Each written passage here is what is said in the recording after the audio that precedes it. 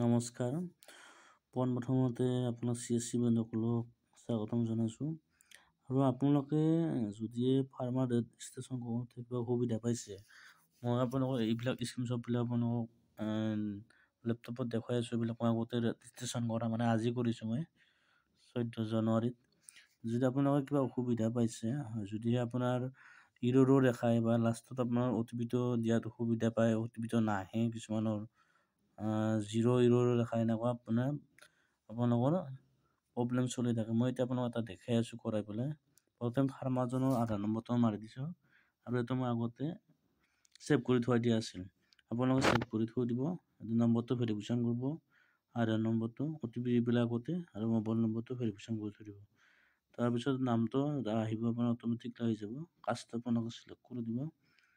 তাৰপিছত আপোনালোকৰ ফাৰ্মাৰ দেউতাকৰ নাম আহিব, যাৰ যি আছে ৰুলাৰ আহিব, মাটিটো আপোনাৰ গাঁও ভিলেজ অট'মেটিকলি চিলেক্ট হৈ থাকিব আৰু ইয়াত যিখিনি জিংকে আছে আপোনাৰ সেইমতে আপোনাৰ মাটিৰ হেৰিটো লেণ্ড ডকুমেণ্টছ তেনেকুৱাকৈ লাগিব, চেম হ'ব লাগিব, মানুহজনৰ নামত থাকিব লাগিব।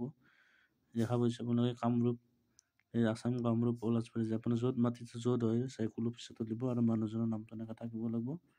তাৰপিছত আপোনাৰ মাটিৰ এইটো কাৰ্ডটো অট'মেটিক ইয়াত আহি যাব। আপুনি তাৰপিছত ভেৰিফিকেশ্যন কৰি দিব।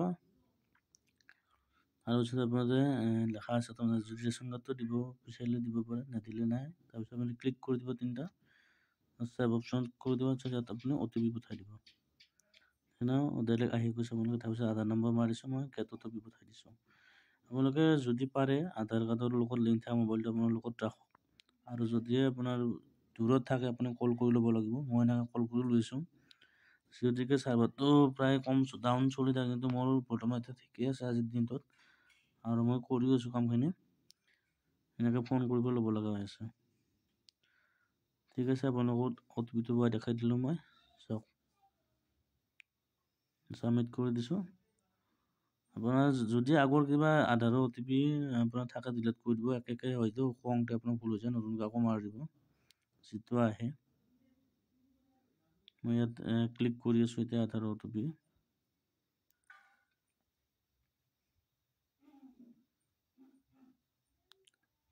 ছাবমিট কৰি দিলোঁ। আপোনাৰ ফাৰ্মাৰ ৰেজিষ্ট্ৰেশ্যন ছাকচেছফুল হৈ গ'ল। এতিয়া আপুনি এইটো স্ক্ৰীনশ্বট কৰি ৰাখি থ'ব পাৰে, ৰাখিলে আৰু দেখি পাইছে এইটো আপোনাৰ চাৰ্ভাৰটো মই আগতে ছেভ কৰি থৈ দিছোঁ।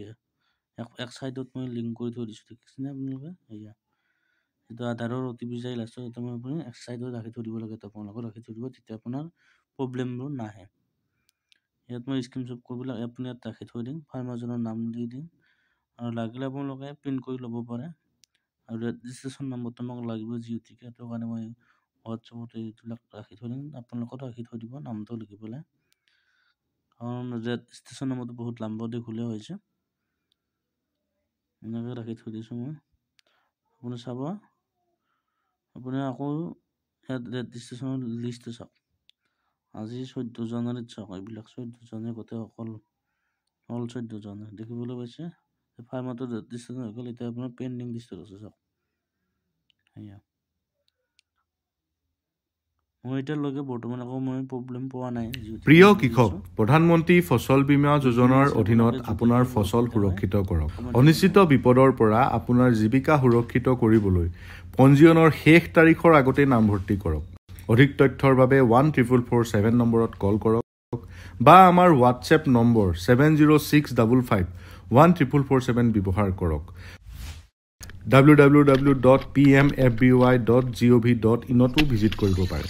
লগতে ক্ৰপ ইঞ্চুৰেঞ্চ মোবাইল এপ ব্যৱহাৰ কৰক। আপোনাৰ ওচৰৰ কৃষি কাৰ্যালয়, বেংক শাখা, CSC কেন্দ্ৰ বা বীমা কোম্পানীৰ সৈতে যোগাযোগ কৰক। ফচল বীমা কৰক, সুৰক্ষা কৱচ পাওক। হোৱাটছএপত আমাক লগ কৰক।